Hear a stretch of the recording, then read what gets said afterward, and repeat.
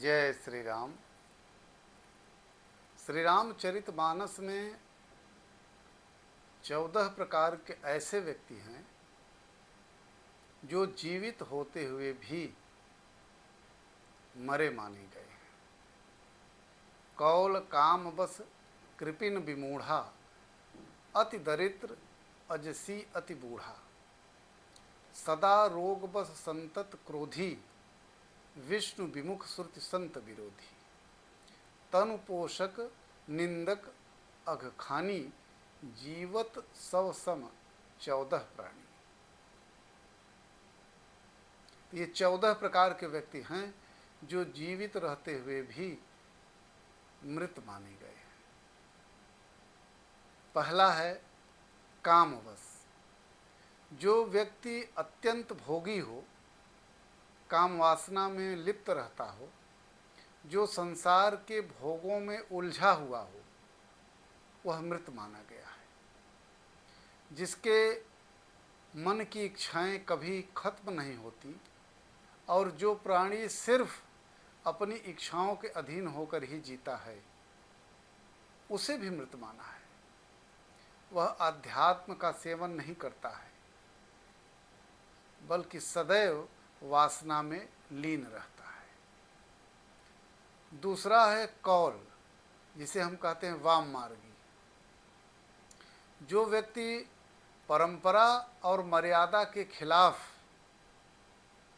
चलता है, उसे भी जीवित होते हुए भी मृत माना गया है।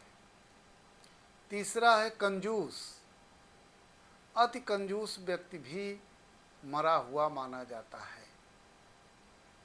जो व्यक्ति धर्म कार्य करने में, आर्थिक रूप से किसी कल्याणकारी कार्य में हिस्सा लेने में हिचकता हो, दान करने से बचता हो, ऐसा आदमी भी मृतक समान माना गया है।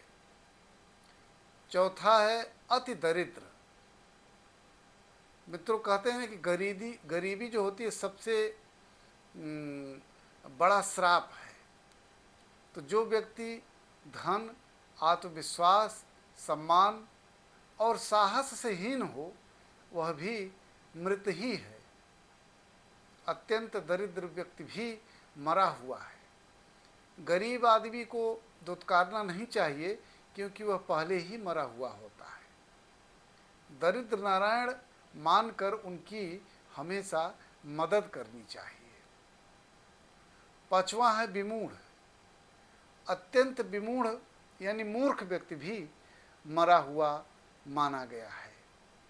जिसके पास बुद्धि विवेक न हो, जो खुद निर्णय न ले सके, यानी हर काम को समझने का या निर्णय लेने में किसी अन्य पर आश्रित हो, ऐसा व्यक्ति भी जीवित होते हुए मृत माना गया है। इसलिए मूढ़ अध्यात्म को नहीं समझता। छठा है अजसी। अजस जिसका अर्थ होता है अपयश।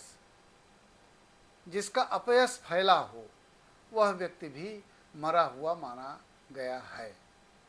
जो घर परिवार, कुटुंब, समाज, नगर, राष्ट्र, किसी भी इकाई में सम्मान नहीं पाता, वह व्यक्ति भी श्री रामचरितमानस के अनुसार मृत माना गया है, मृत के समान होता है।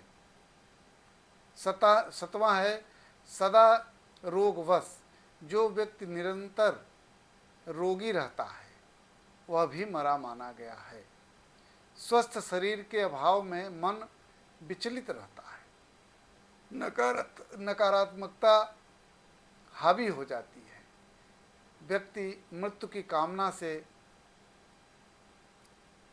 लगा रहता है।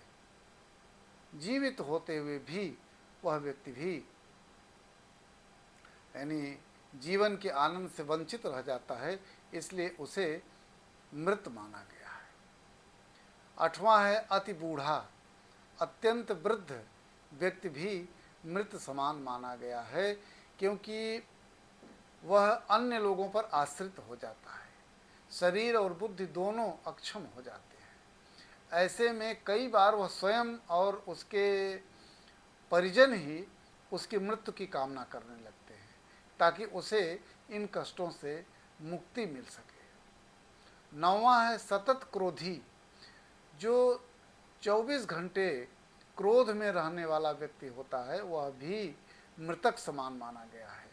ऐसा व्यक्ति क्या करता है कि हर छोटी बातों पर क्रोध करता है और क्रोध के कारण मन में बुद्धि दोनों ही उसके नियंत्रण से बाहर होते हैं। यानी जिस व्यक्ति का अपने मन और बुद्धि पर नियंत्रण न हो वह जीवित होकर भी जीवित नहीं माना जाता।